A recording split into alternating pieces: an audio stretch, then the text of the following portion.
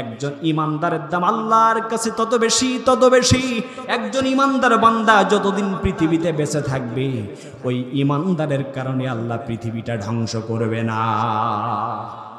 বিশ্বনবী বলেন, লা তাকুমুস সাআতু আলা হাদিন ইয়াকুলু আল্লাহ আল্লাহ। সহিহ মুসলিমের বর্ণনা, বিশ্বনবী বলেন, লা তাকুমুস সাআতু আলা হাদিন ইয়াকুলু আল্লাহ আল্লাহ। যতদিন পর্যন্ত পৃথিবীতে একজন আল্লাহওয়ালা বলা মানুষ থাকবে, ততদিন পর্যন্ত আল্লাহ পৃথিবীটাকে ধ্বংস করবে না। একজন আল্লাহওয়ালা ভালো মানুষ যতদিন পৃথিবীতে থাকবে, ততদিন পর্যন্ত আল্লাহ পৃথিবীটাকে কি করবে না? ধ্বংস করবে না। তাহলে আসুন একটু গবেষণায় যাই। 1971 সালে বাংলাদেশ যখন স্বাধীন হয়েছে, বাংলাদেশের জনসংখ্যা ছিল 7.5 কোটি। কত? 7.5 কোটি। 50 লক্ষ হিন্দু, বৌদ্ধ, খ্রিস্টান আপনি বাদ দেন, থাকে কত কোটি? 7 কোটি। 2024 সালের আদমশুমারির রিপোর্ট অনুযায়ী বলছে, বর্তমান বাংলাদেশের জনসংখ্যা 18 কোটিরও বেশি। 2 কোটি আপনি হিন্দু, বৌদ্ধ, খ্রিস্টান বাদ দেন, 2 কোটি যদি বাদ দেন, 18 কোটি থেকে 2 কোটি চলে গেলে থাকে কত? 16 কোটি। 1971 সালে ছিল কত? 7 কোটি। 2024 সালে এসে হয়েছে কত? 16 কোটি। বাড়ছে নাকি কমছে? শুধু বাড়ে নাই, বরংস আরো দ্বিগুণ হয়েছে। আগামী 30 বছরে বাড়বে নাকি কমবে? আরো বেড়ে যাবে। আমরা হয়ে যাব 30 কোটি, 40 কোটি, শুধু বাংলাদেশের মুসলমান। তাহলে লক্ষণে তো কয় কিয়ামত হওয়ার কোনো সম্ভাবনা নাই। فقد قال الله تعالى في كلامه المجيد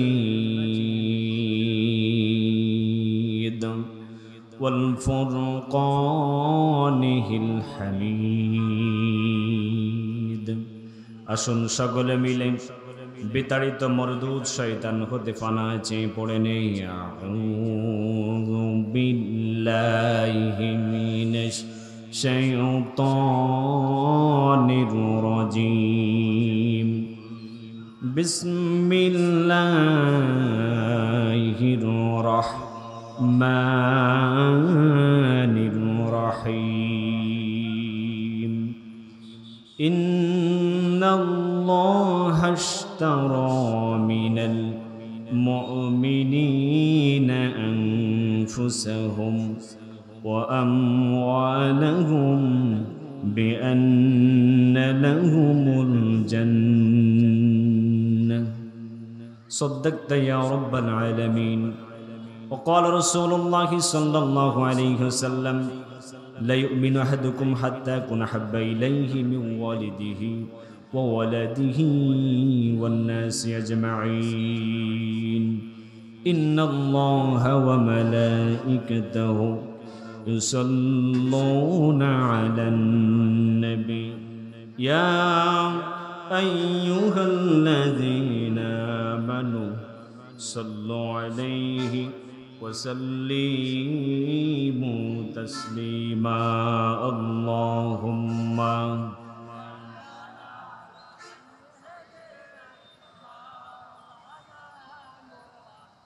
وعلى آل سيدنا بلغ العلا بكماله كشف التجى بجماله حسنت جميع خصاله صلى عليه وآله অধ্যকার বাংলাদেশের রক্তাক্ত জনপদ সাতক্ষীরা জেলার কালীগঞ্জ উপজেলার প্রাণকেন্দ্রে সাতপুর মাদ্রাসা সংলগ্ন ফুটবল ময়দানে আয়োজিত 53তম বার্ষিক 3 দিনব্যাপী ঐতিহাসিক তাফসিরুল কোরআন মাহফিলের আজকের সমাপনী দিনের সম্মানিত সভাপতি, আমন্ত্রিত আজকের মাহফিলের সম্মানিত প্রধান মেহমান, বাংলাদেশের নন্দিত আলেমে দ্বীন জনাব হযরত মাওলানা আল্লামা তারিক মনোয়ার হাফিজাহুল্লাহ, আমন্ত্রিত অন্যান্য অতিথিবৃন্দ, অন্যান্য আলোচকবৃন্দ, সামনে উপবিষ্ট দিনদার পরহেজগার মুসলমান ভাই ও বাবাজিরা আমার, পদ্মার অন্তর আড়ে অবস্থানরত মুত্তাকিনা মা ও বোনেরা, সকলকে আবারও হৃদয় নিঙ্গন সালাম, আসসালামু আলাইকুম ওয়া রাহমাতুল্লাহি ওয়া বারাকাতুহু।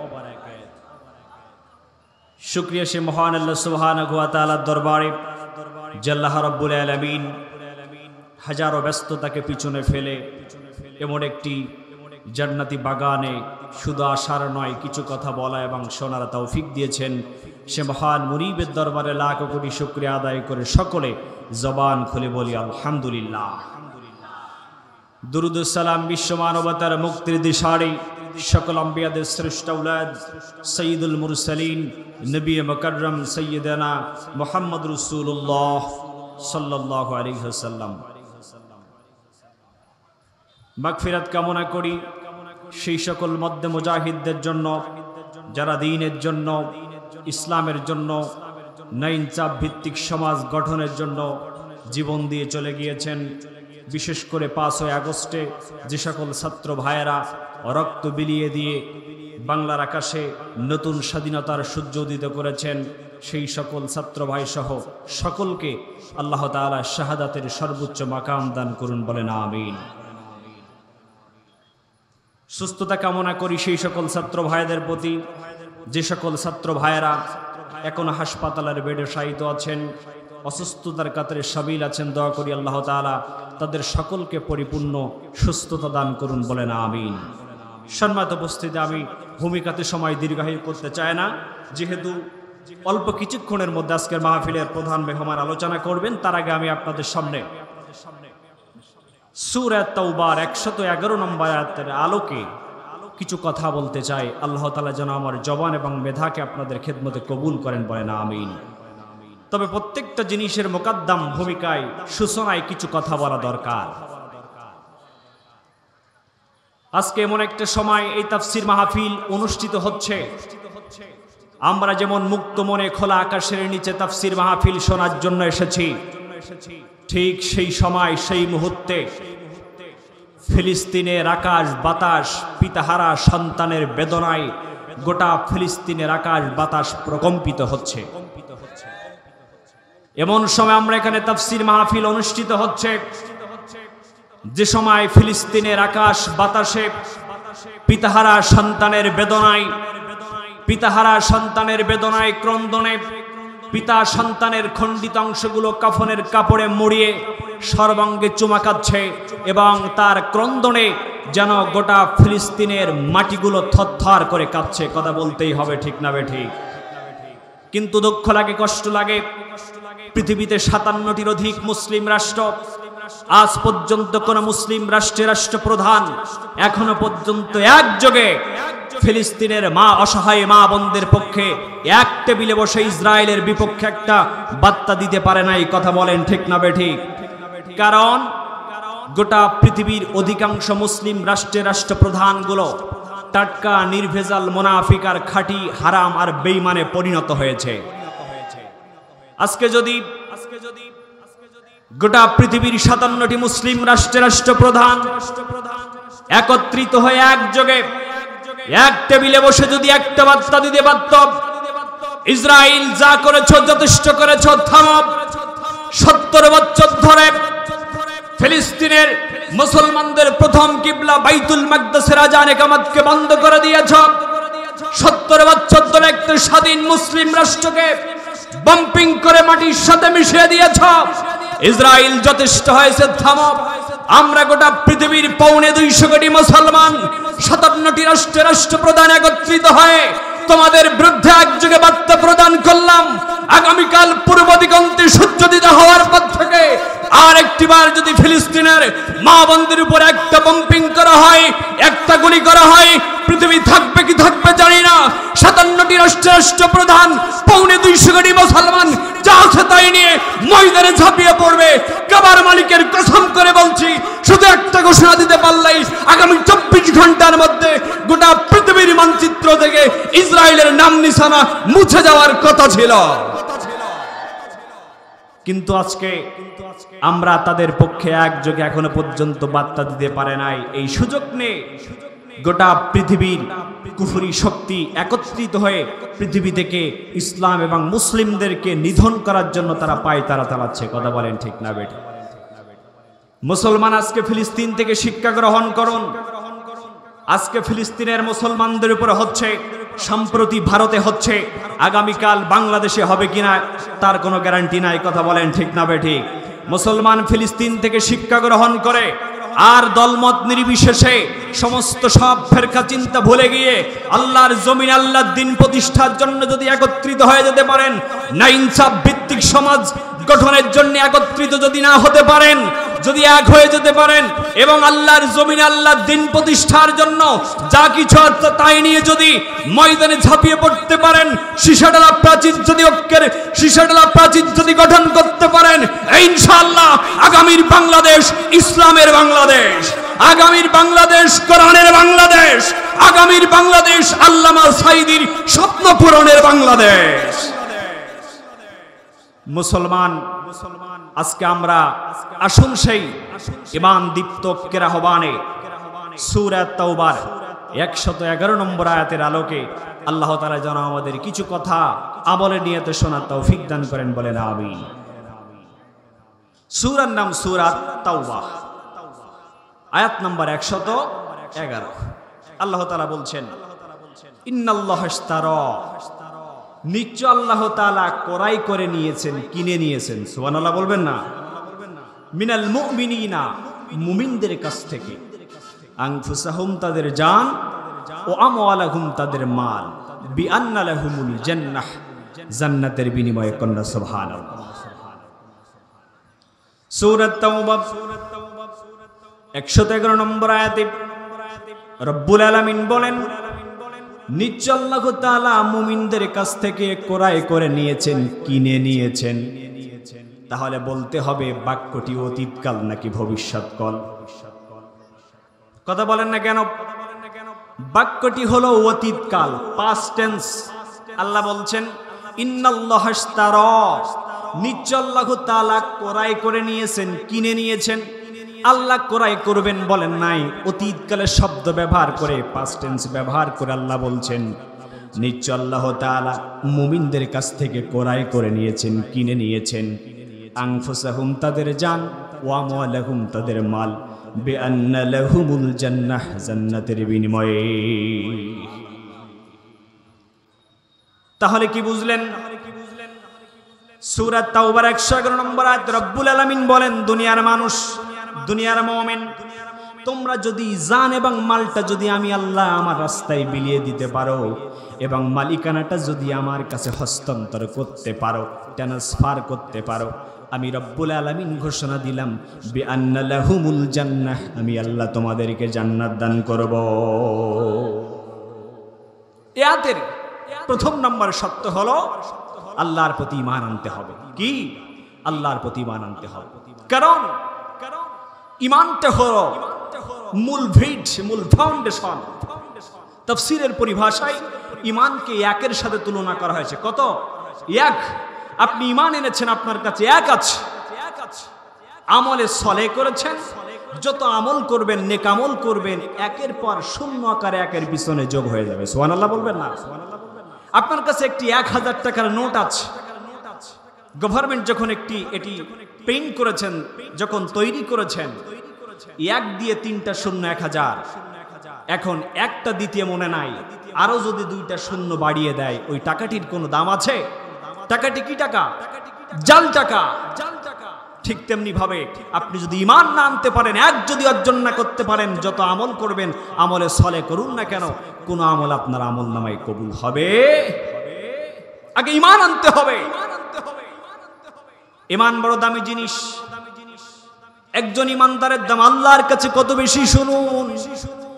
বিশ্বনবী বলেন, যদি একজন ঈমানদার বান্দাকে কেউ অন্যায়ভাবে হত্যা করে, কি অন্যায়ভাবে হত্যা করে, বিশ্বনবী বলেন লাউ আন্না হালাস সামাওয়াতি ওয়াল আরদা ইস্তারাকু, আর যদি সেই হত্যাকাণ্ডে तमाम পৃথিবীর সমস্ত মাখলুকগুলো যদি অংশগ্রহণ করে, বিশ্বনবী বলেন শাস্তি স্বরূপ আল্লাহ তাদের সকলকে জাহান্নামে ফেলে দেবে। অন্যায়ভাবে যদি একজন ইমানদার বান্দাকে হত্যা করা হয় আর তামাম পৃথিবীর সমস্ত মাখলুকগুলো যদি সেটাতে অংশগ্রহণ করে, বিশ্বনবী বলেন আল্লাহ শাস্তি স্বরূপ তাদের সকলকে কোথায় দিবেন? জাহান্নামে দিবেন। তাহলে চিন্তা করুন, বিগত 16 বছর এই জালিম স্বৈরাচার এবং তার দোসররা নিরপরাধ মানুষগুলোর উপরে শুধু মিথ্যা মামলা প্রদান করে নাই, ইসলামী আন্দোলনের কিংবদন্তি 6 জন সিফাসালাতদেরকে নিরপরাধ ভাবে ফাঁসির মঞ্চে ঝুলিয়ে মেরেছে, ঠিক না? কোরআনের পাখি আল্লামা দেলোয়ার হুসাইন সাইদি, যুগশ্রেষ্ঠ মুজাদ্দিদ, যার কোনো অপরাধ ছিল না, সেই কোরআনের পাখিকে ভারতের নগ্ন প্রেসক্রিপশনে জেলখানার মধ্যে বন্দি রেখে পরিশেষে ইনজেকশন পুশ করে তাকে বিদায় করে দিয়েছে। শুধু তাই নয়, আল্লাহর জমিনে আল্লাহর দ্বীন প্রতিষ্ঠা করার অপরাধে, ইসলামী আন্দোলন করার অপরাধে, ইসলামী আন্দোলনে শামিল হওয়ার কারণে নিরপরাধ মানুষগুলোকে সন্তানের কোল থেকে রাতের আধারে সেখান থেকে উঠিয়ে নিয়ে তাদেরকে খোলা নির্জন প্রান্তরে হাত বেঁধে চোখ বেঁধে তাদেরকে ক্রস ফায়ার দিয়ে বিদায় দেওয়া হয়েছে। এই সাতপুর মাদ্রাসার সুপার ছিলেন মাওলানা শফুল ইসলাম। জালিম স্বৈরাচারেরা দীর্ঘদিন যাবৎ তাকে ঘর ছাড়া বাড়ি ছাড়া করেছিলেন। পরিশেষে ছোট্ট সন্তানের ভালোবাসায় গভীর রাত্রে একদিন যখন বাসাতে আসলেন, পিতা সন্তান যখন একত্রিত হয়ে গেলেন, ছোট্ট সন্তান পিতার কাছে আবদার করলেন, বাবা বহুদিন তোমাকে দেখি না, তোমার ভালোবাসা আমি পাই না, আজকে রাত্রে তুমি এবং আমি একসাথে বিছানায় ঘুমাতে চাই। বাবা বললেন, আমি বাসাতে এসেছি, কিন্তু গভীর রাত্রে কেউ না টের পাইলেই জালেম স্বৈরাচার এবং তার দোসররা ঠিকই টের পেয়ে যাবে। সন্তানের ভালোবাসায় গভীর রজনীতে যখন এক বিছানায় সন্তান এবং বাবা যখন শায়িত হয়ে গেলেন, ঘুমিয়ে গেলেন, গভীর রাত্রে তার সেখান থেকে উঠিয়ে নিয়ে পার্শ্ববর্তী একটা স্কুল মাঠ প্রাঙ্গণে চোখ বেঁধে নিরপরাধ মানুষকে ক্রস ফায়ার দিয়ে পৃথিবীর জমিন থেকে বিদায় দিয়েছে। কথা বলেন ঠিক না বেঠিক? সুতরাং আমরা ডক্টর ইউনূসকে বলবো, আপনি কারোর কথা কোনোদিন কান দিবেন না, কারোর কথাই কান দিবেন না। যতদিন পর্যন্ত বাংলার শুদ্ধ সন্তানদেরকে যারা নিরপরাধভাবে হত্যা করেছে, এই হত্যার বিচার যতদিন না হবে ততদিন পর্যন্ত বাংলার জমিনে আমরা কোনো নির্বাচন চাই না। আমরা স্পষ্টভাবে বলতে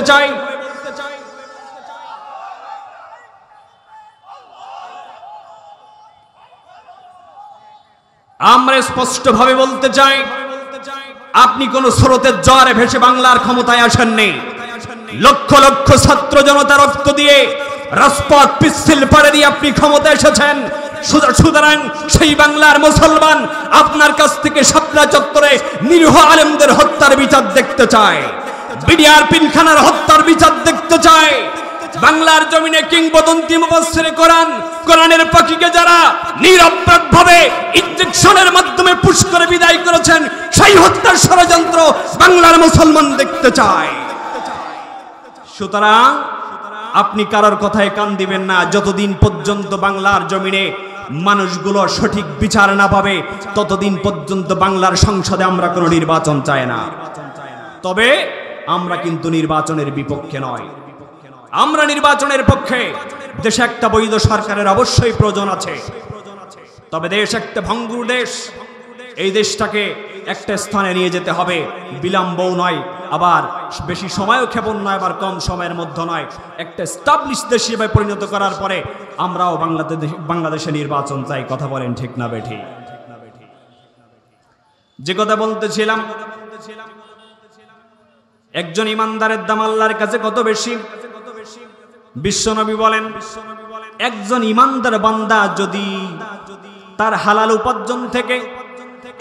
উপার্জন থেকে যদি একটা খেজুর দান করে, একটা খেজুর পরিমাণ সমান যদি অর্থ দান করে, বিশ্বনবী বলেন ওই খেজুরটা কোন ইয়াতিম ভিক্ষুকের পাত্রে পড়ার আগে রব্বুল আলামিন বিয়ামিনি তার নিজের ডান হাতখানা বিছায়া দেয়। কিন্তু যদি ইমানদার না হন, ইমানদার যদি আপনি না হন, আর আপনার অর্থ যদি তামাম পৃথিবী পরিমাণ সম্পদ যদি আপনার থাকে, আল্লাহ আপনার সম্পদের দিকে ফিরেও তাকাবেন না। উদাহরণস্বরূপ তামাম পৃথিবীর সবচাইতে ধনী ব্যক্তি উইলিয়াম বিল গেটস, মার্ক এলিন, বিজ্ঞান বলছে আগামী পৃথিবীতে যে প্রযুক্তি আসছে যাচ্ছে সেটা হলো মার্ক এলিনের প্রযুক্তি। এই মার্ক এলিন এবং William Bill Gates, Mark Zuckerberg যদি ঘোষণা দেয় আগামীকাল থেকে তাম পৃথিবীতে 57টি মুসলিম রাষ্ট্রে আমি একটা করে মসজিদ নির্মাণ করে দিব, একটা করে মাদ্রাসা নির্মাণ করে দিব, এই সিদ্ধান্ত অনুযায়ী ঘোষণা দিলেন, কাজও করে দিলেন, একটা করে মাদ্রাসা একটা করে মসজিদ নির্মাণ করে দিলেন। বলেন তো দেখি Mark Allen, William Bill Gates, Mark জুকারবার্গের আমল নামায় সওয়াব হলো কয়টা? একটাও না। কারণ কি? ঈমান আনে নাই। ঈমান যদি না থাকে আর তাম পৃথিবী পরিমাণ সম্পদ যদি থাকে, রব্বুল আলামিন আপনার সম্পদের দিকে তাকান না। কিন্তু আপনার যদি ঈমান থাকে আর হালাল উপার্জন থেকে যদি আপনি সামান্য পরিমাণ একটা খেজুর দান করেন, বিশ্বনবী বলেন ওই খেজুরটা কোনো ইয়াতীমের বলে আলামিন নিজের ডান হাতখানা তিনি বিছায়া দেয়। ঈমানদারের দাম আল্লাহর কাছে এত বেশি। একটু উদাহরণ দিলে পরিষ্কার হয়ে যায়।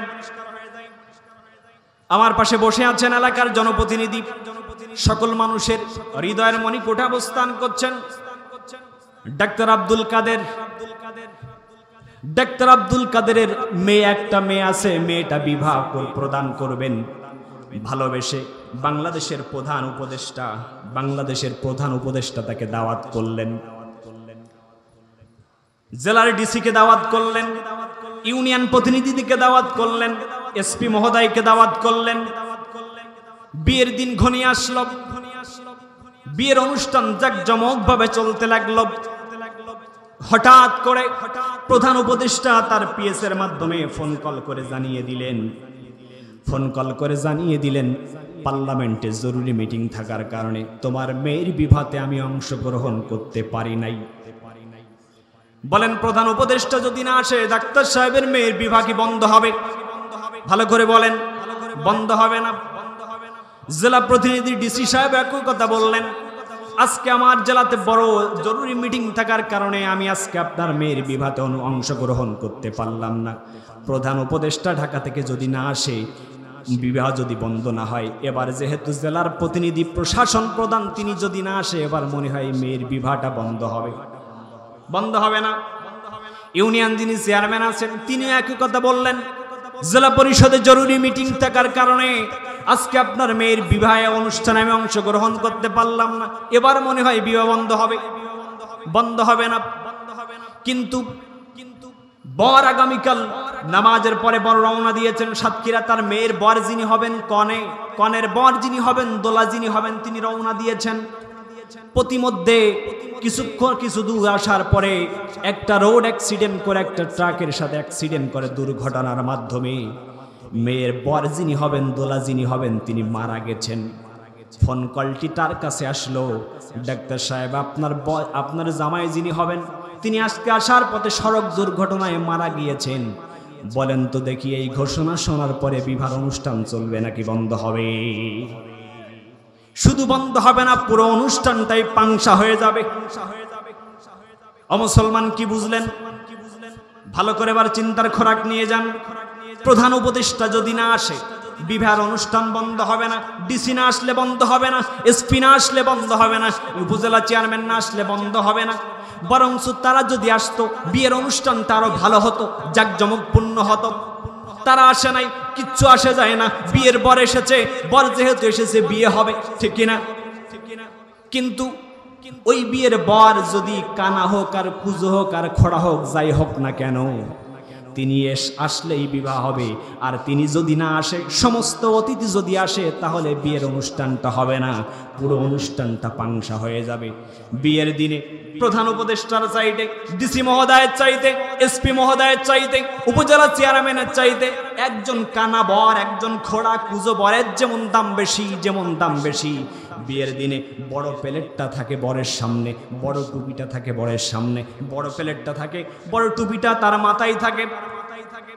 ও মুসলমান কি বুঝলেন? বিয়ের দিনে যেমন একজন বরের দাম ওই প্রধান উপদেষ্টার চাইতেও বেশি, একজন এসপি সাহেবের, ডিসি সাহেবের কাছ থেকেও তাদের চাইতেও একজন কানা বর কুজো খোড়া বরের যেমন দাম বেশি, একজন ইমানদারের দাম আল্লাহর কাছে তত বেশি। একজন ইমানদার বান্দা যতদিন পৃথিবীতে বেঁচে থাকবে, ওই ইমানদারের কারণে আল্লাহ পৃথিবীটা ধ্বংস করবে না। বিশ্বনবী বলেন, লা তাকুমুস সাআতু আলা হাদিন ইয়াকুলু আল্লাহ আল্লাহ। সহিহ মুসলিমের বর্ণনা, বিশ্বনবী বলেন, লা তাকুমুস সাআতু আলা হাদিন ইয়াকুলু আল্লাহ আল্লাহ। যতদিন পর্যন্ত পৃথিবীতে একজন আল্লাহওয়ালা বলা মানুষ থাকবে, ততদিন পর্যন্ত আল্লাহ পৃথিবীটাকে ধ্বংস করবে না। একজন আল্লাহওয়ালা ভালো মানুষ যতদিন পৃথিবীতে থাকবে, ততদিন পর্যন্ত আল্লাহ পৃথিবীটাকে কি করবে না? ধ্বংস করবে না। তাহলে আসুন একটু গবেষণায় যাই। 1971 সালে বাংলাদেশ যখন স্বাধীন হয়েছে, বাংলাদেশের জনসংখ্যা ছিল 7.5 কোটি। কত? 7.5 কোটি। 50 লক্ষ হিন্দু, বৌদ্ধ, খ্রিস্টান আপনি বাদ দেন, থাকে কত কোটি? 7 কোটি।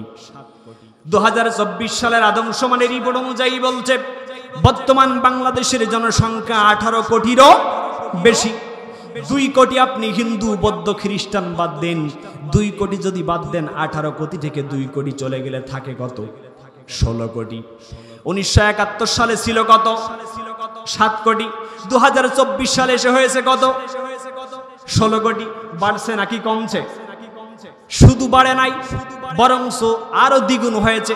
আগামী 30 বছরে বাড়বে নাকি কমবে? আরো বেড়ে যাবে। আমরা হয়ে যাব 30 কোটি, 40 কোটি, শুধু বাংলাদেশের মুসলমান। তাহলে লক্ষণে তো কয় কিয়ামত হওয়ার কোনো সম্ভাবনা নাই। কারণ বিশ্বনবী বলছেন, লা তাকুমুস সাআতু আলা হাদিন ইয়াকুলু আল্লাহ আল্লাহ। যতদিন পর্যন্ত একজন আল্লাহওয়ালা ইমানদার পৃথিবীতে বেঁচে থাকবে, আল্লাহ ততদিন পর্যন্ত পৃথিবীতে কিয়ামত সংগঠিত করবেন না। তাহলে আমরা বাংলাদেশের মুসলমান হয়ে যাব তো 40 কোটি, 50 কোটি। লক্ষণে তো কয় কিয়ামত হওয়ার কোনো সম্ভাবনাই নাই। কিন্তু কোরআনের বক্তব্য, ইকতারাবাতিস সাআত, দিন যতই যাচ্ছে কিয়ামত ততই ঘনিয়ে আসছে, ঠিক কি না? তাহলে কি বুঝলেন? এবার একটু ভালো করে বিবেকটা কানটা খাড়া করে দিয়ে বুঝুন, কানটা খাড়া করে দিয়ে বুঝুন। আজকে বাংলাদেশে আদমশুমারির রিপোর্ট অনুযায়ী মুসলমানের সংখ্যা বেড়ে যাচ্ছে। ভোটার আইডি কার্ডের রিপোর্ট অনুযায়ী বাংলাদেশের জনসংখ্যা বেড়ে যাচ্ছে, কিন্তু বাস্তবে হলো শূন্য। বাস্তবে কি? শূন্য। দিন যতই যাচ্ছে ইমানদার আর মুসলমানের সংখ্যা যত দিন যাচ্ছে ততই কিন্তু কমে যাচ্ছে। আজকে আমার কাছে একটা সাদা কাগজ, এই সাদা কাগজ আমি যদি লিখে দেয় পয়াকা দন্তনারসি পানি, এটা কি পানিতে ভিজবে? কথা বলতে হবে। আমি যদি লিখে দেই সরে আগর সুদন্তন আগুন, এটা কি আগুনে পুড়বে? আগুনে পুড়বে না। তাহলে কি বুঝলেন? লেখা আছে আগুন, বাস্তবে আগুন নয়। লেখা আছে পানি, বাস্তবে পানি নয়। অমুসলমান আজকে আদমশুমারের রিপোর্ট অনুযায়ী বাংলাদেশের মুসলমানের সংখ্যা বেড়েছে। ভোটার আইডি কার্ডের রিপোর্ট অনুযায়ী বাংলাদেশের জনসংখ্যা বেড়েছে, মুসলমানের সংখ্যা বেড়েছে। আদমশুমারের রিপোর্ট অনুযায়ী বাংলাদেশের জনসংখ্যা, বাংলাদেশের মুসলমান 90% হয়েছে। কিন্তু না না না, 90% লাগতো না, 90% লাগতো না, 51% প্রকৃত ইমানদার মুসলমান যদি বাংলাদেশে থাকতো, বাংলার সংসদ কোনোদিন ব্রিটিশদের তৈরি করা আইন দিয়ে চলতে পারতো না। বাংলার জমিন কোনোদিন আব্রাহাম লিঙ্কন আর ওই ভারতের দাদা বাবুদের ষড়যন্ত্রে চলতে পারত না। মুসলমান তাহলে কি বুঝলেন? দিন যতই যাচ্ছে ততই কিন্তু প্রকৃত মুসলমানের সংখ্যা কমে যাচ্ছে, প্রকৃত ইমানদার মুসলমানের সংখ্যা কিন্তু কমেই যাচ্ছে। এজন্য মুসলমান, ইমান অত সোজা জিনিস নয়। ইমান সোজা জিনিস নয়। ইমান হলো ইসলামে প্রবেশের মূল গেট। ইমান ইসলামে প্রবেশের কি মূল গেট। একটা ঘরে প্রবেশ করতে হলে যেমন একটা দরজা দিয়ে, একটা জানালা দিয়ে প্রবেশ করতে হয়, ঠিক তেমনি ভাবে ইসলামে প্রবেশ করতে হলে যে দরজা দিয়ে, যে গেট দিয়ে প্রবেশ করতে হবে, সেই গেটটার নাম হলো ঈমান। রব্বুল আলামিন বলেন, ইয়া আইয়ুহাল্লাযীনা আমানু উদখুলু ফিস সিলমি কাফা। ওহে যারা ঈমান এনেছো, উদখুলু ফিস সিলমি কাফা, তোমরা ইসলামের মধ্যে পরিপূর্ণভাবে প্রবেশ করো। ঈমান এনেছো, ঠিক আছে, এখন ইসলামের মধ্যে প্রবেশ করো। কিন্তু আজকে আমরা অধিকাংশরাই ঈমান আনার পরে মনে করি যে আমাদের কাজ শেষ হয়ে গিয়েছে, কিন্তু না, ঈমান আনার পরে একজন মুসলমানের কাজ শুরু হয় নাকি শেষ হয়? শুরু হয়। এজন্য আসুন যে কথা বলতেছিলাম, ইন্নাল্লাহা ইশতারা মিনাল মুমিনিনা, নিশ্চয় আল্লাহ তাআলা মুমিনদের জান এবং মাল ক্রয় করে নিয়েছেন, কিনে নিয়েছেন। আনফুসাহুম ওয়া আমওয়ালাহুম, তাদের জান এবং মাল, বিআন্না লাহুমুল জান্নাহ, জান্নাতের বিনিময়ে। তাহলে রব্বুল আলামিন যদি আমাদের জান এবং মাল কিনে নিয়ে থাকেন, তাহলে ওই জান এবং মালের মালিকটা আল্লাহর কাছে হস্তান্তর করার প্রয়োজন আমাদের আছে না নাই? চলুন একটু ঘুরে আসি সাহাবীদের জীবন থেকে। সাহাবাই কেরাম কেমন জান এবং মাল বিলিয়ে দিয়েছেন। আল্লাহর নবীর সাহাবী বিশ্বস্ত বন্ধু হযরত আবু বকর রাদিয়াল্লাহু তাআলা আনহু, ইসলামের প্রথম খলিফা সিদ্দিক আকবর হযরত আবু বকর, তিনি যখন ইসলাম গ্রহণ করেছেন তার কাছে 20,000 দিনার ছিল। কত? 20,000 দিনার ছিল। কিন্তু তিনি যখন জীবনের রক্তিম মুহূর্তে শেষ প্রান্তে চলে আসলেন, জীবনের একেবারে শেষ প্রান্তে চলে আসলেন, তার কন্যা মাইশা রাদিয়াল্লাহু তাআলা আনহাকে বলেন, ও মা, আমি জীবনের শেষ প্রান্তে চলে এসেছি, আমার ঘরে কিন্তু কোনো টাকাও নাই, পয়সাও নাই। আমি যখন মৃত্যুবরণ করব, আমি মৃত্যুবরণ করার পরে আমার পরনে চাদরটা আছে, ঘরের মধ্যে যে চাদরটা আছে, এই চাদরটা দিয়ে আমার জীবনের শেষ বিদায়টা জানিয়ে দিবে। মাইশা বলেন, ও বাবা, আমরা এতটা গরিব হয়ে গেলাম নাকি, এতটা গরিব হয়ে গেলাম নাকি, এতটা গরিব হয়ে গেলাম, একটা দাফন কাফনের করার মতো টাকা আমাদের ঘরের মধ্যে নাই। হযরত আবু বকর বলেন, ও মা, তুমি যদি তোমার জান এবং মালটা যদি সেই মালিকের কাছে হস্তান্তর দুনিয়া থেকেই করে দিতে পারো, যদি মালিকানাটা তার কাছে যদি বানিয়ে দিতে পারো, তুমি মৃত্যুবরণ করতে দেরি, কিন্তু জান্নাতের পোশাক পরতে দেরি হবে না। যদি জান এবং মাল আল্লাহর কাছে হস্তান্তর করে যদি প্রকৃত মালিক যদি তাকে বানিয়ে দিতে পারেন, রব্বুল আলামিন বলেন, বিআন্না লাহুমুল জান্নাহ, আমি আল্লাহ তোমাদেরকে জান্নাত দান করব। কন্যা সুবহানাল্লাহ। এই ঘোষণা শুধু আমি আল্লাহ কোরআনে দেই নাই, ওয়াদান আলাইহি হাক্কান ফিত তাওরাত ওয়াল ইনজিল, পূর্ববর্তী দুইটা কিতাব তাওরাত এবং ইনজিলকে সাক্ষী রেখে বলছি, আমি আল্লাহ অবশ্যই তোমাদেরকে জান্নাত দান করব। কন্যা সুবহানাল্লাহ। কেমন জান্নাত? বিশ্বনবী বলেন, মা লাহু রাইয়াত ওয়ালা উযনু সামিয়াত খতরা আলা কলবি বাশার, এমন জান্নাত দান করবেন যে জান্নাত তুমি কোনোদিন তোমার চোখ দিয়ে দেখো নাই, কর্ণ দিয়ে শ্রবণ করো নাই, অন্তর দিয়েও চিন্তা করো নাই। সুবহানাল্লাহ বলবেন না? বিশ্বনবী বলেন, সর্বশেষ যে ব্যক্তি জান্নাতে প্রবেশ করবে, রব্বুল আলামিন তাকে 10 দুনিয়ার সমান জান্নাত দান করবেন। সুবহানাল্লাহ। আধুনিক ভূতত্ত্ব বিজ্ঞান বলছেন, বর্তমান পৃথিবীর আয়তন হলো 51 কোটি 19 লক্ষ বর্গ মাইল। কত? 51 কোটি 19 লক্ষ বর্গ মাইল। এই 51 কোটি 19 লক্ষ বর্গ মাইলকে 10 দিয়ে গুণ দিলে যত বড় হবে, সর্বশেষ যিনি জান্নাতে যাবেন, ওই 10 দুনিয়ার সমান জান্নাত আল্লাহ তার জন্য রেডি করে রেখেছে। যে জান্নাতগুলো দুনিয়ার কোনো পোড়ামাটির ইট দিয়ে তৈরি নয়, জান্নাতের ফেরেশতাদের দ্বারা নির্মিত, স্বর্ণের এবং রৌপ্যের ইট দ্বারা বিশাল অট্টালিকা, বিশাল বাড়ি, প্রাসাদ রব্বুল আলামিন 10 দুনিয়ার সমান জান্নাত রব্বুল আলামিন তোমার জন্য প্রস্তুত করে রেখেছেন। কন্যা সুবহানাল্লাহ। আসুন সেই জান এবং মাল আল্লাহর পথে বিলিয়ে দেওয়ার আহ্বানে আজকে আমরা সাতক্ষীরার মাটি থেকে ঘোষণা করতে চাই, জীবনের সবটুকু বিলিয়ে দিয়ে হলেও আমরা আল্লাহর দেওয়া সেই নির্দিষ্ট পথ থেকে জান মাল যদি কুরবান করে জীবনের সবকিছু বিলিয়ে দিতে হয়, আমরা এই পথ থেকে এক চুল পরিমাণ দূরে সরে যেতে রাজি নয়। কথা বলেন ঠিক না বেঠিক?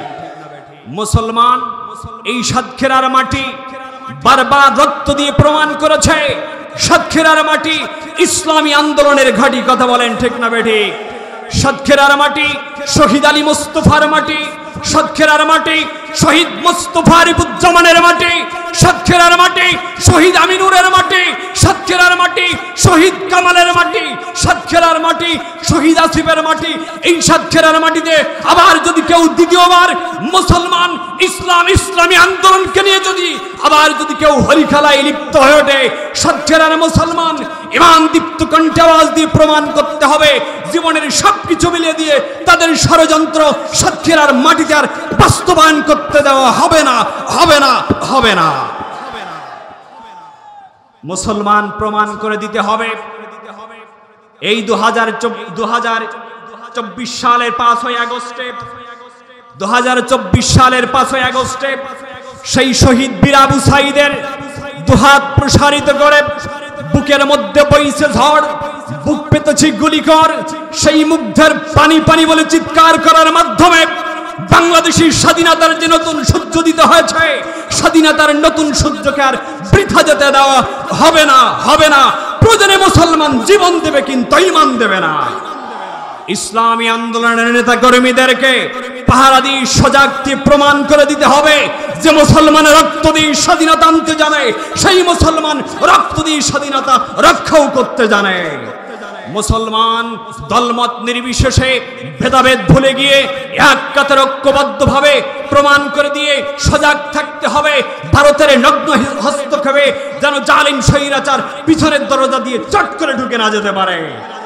মুসলমান মুসলমান মুসলমান ঈমান নিয়ে সজাগ থাকুন, ঈমান নিয়ে সজাগ থাকুন, ঈমান নিয়ে সজাগ থাকুন। ঈমানের উপরে যদি অটল থাকতে পারেন, হাজার জুলুম অত্যাচার নির্যাতন আপনার চোখের সামনে আসবে, চলে যাবে, হাসি মুখে বরণ করে নিবে। ইসলামী আন্দোলনের নেতাকর্মীরা এটাই শিক্ষা দিয়ে প্রমাণ করে দিয়েছেন, জীবন যাবে কিন্তু ঈমান দেওয়া যাবে না। মুসলমান কোনো দল নয়, কোনো মত নয়। এ বাংলাদেশ আমার, এ বাংলাদেশ আমার, এ বাংলাদেশ সবার। এই বাংলাদেশে যারা ইসলাম আর মুসলমানদেরকে নিয়ে সিরিমিনি খেলবে, আলেমদেরকে নিয়ে সিরিমিনি খেলবে, বাংলার জমিনে তাদেরকে স্থান হবে না, হবে না। ওই শিক্ষা গ্রহণ করুন।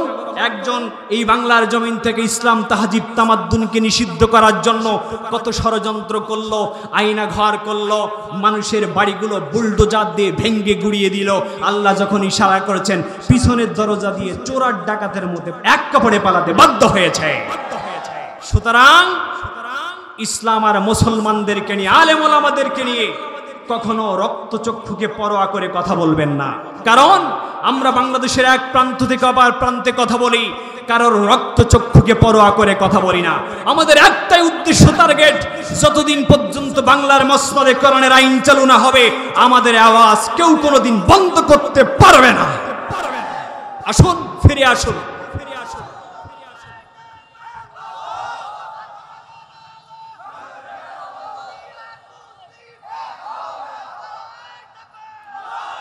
আসুন, ফিরে আসুন। কে বিএনপি, কে জামাত ইসলাম, কে চরমোনাই, কে চাষদ, কে বাসদ, কে সিলসিলা, কে ফুরফুরা, সব কিছু ভুলে গিয়ে এক ছাতার তলে আবদ্ধ হয়ে বাংলাদেশটা একটা স্বাধীন সোনালী সার্বভৌম বৈষম্যহীন বাংলাদেশ আমরা গড়তে চাই। আল্লাহ তাআলা যেন আমাদের সকলকে সেই তৌফিক দান করেন, বলেন আমিন। আপনাদেরকে একটি দাওয়াত দিতে চাই। আগামী 21 এপ্রিল নাংলা ঘোনাপাড়া বিলমাঠ প্রাঙ্গণে এক তাফসীরুল কোরআন মাহফিলের আয়োজন করা হয়েছে। সেখানে প্রধান বক্তা হিসাবে আলোচনা পেশ করবেন জনাব হযরত মাওলানা এম হাসিবুর রহমান সিলেট। আপনার সেকালেই আমন্ত্রিত। আজকের মাহফিলের সম্মানিত অতিথি সাতক্ষীরা জেলার সমস্ত আলেমদের মাথার তাজ, উস্তাজুল আসাতিজা জনাব হযরত মাওলানা মুফতি মুহাদ্দিস রবিউল বাশার হাফিজাহুল্লাহ, তিনি আমাদের মাঝে এসে গেছেন। আমরা দীর্ঘায়িত করতে চাই না, পরিশেষে একটা আশার বাণী দিতে চাই। এই সাতপুরের মাঠে যে ঐতিহাসিক তাফসীরুল কোরআন মাহফিল, এটা কি আপনারা হোক প্রতি বছর? এটা কি আপনারা চান? আপনারা কি চান? এর জন্য যত সহযোগিতা, যত পরামর্শ প্রয়োজন, আপনারা কি তাদের সাথে দিতে রাজি আছেন তো? ইনশাআল্লাহ আপনাদের আশার বাণী শুনিয়ে রাখি। আগামী বছর ইনশাআল্লাহ এই মাঠে 27শে মার্চ 3 দিনব্যাপী তাফসীরুল কোরআন মাহফিলের শেষ দিন প্রধান মেহমান হিসেবে আলোচনা পেশ করবেন সময়ের জননন্দিত জনপ্রিয় মুফাসসির জনাব হযরত মাওলানা মুফতি আমির হামজা। মুফতি আমির হামজা এই মাঠে আলোচনা করবেন ইনশাআল্লাহ। এই আশাবাদ ব্যক্ত রেখে আপনাদের সহযোগিতা, সৎ পরামর্শ কামনায় আল্লাহ পাক যেন আমাদের সকলকে এমন সুন্দর জান্নাতি বাগান যেন বারবার আয়োজন করার তৌফিক দান করেন, বলেন আমিন। ওয়া আখিরু দাওয়ানা।